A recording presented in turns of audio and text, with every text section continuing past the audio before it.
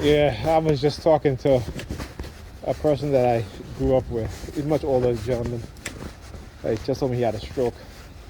But we were talking, and just speaking some truth to him. He was like, why don't you become a professor? I'm like, yeah, here we go again with this bullshit. I'm like, yeah. I say y'all program them really well. That every time I start talking and telling the truth, right? They always say, oh, you should become a professor, right? Yeah.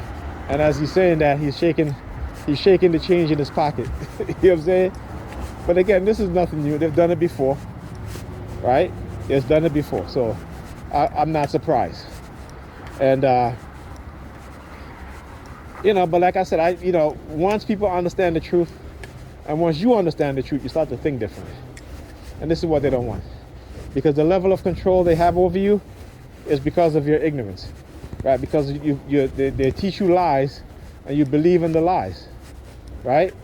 Your consciousness is not your consciousness, right? Your consciousness is based off of the manipulation and the psychological programming that they've done to us, whether it's through education or through media, whether it be print, news, movies, television, right?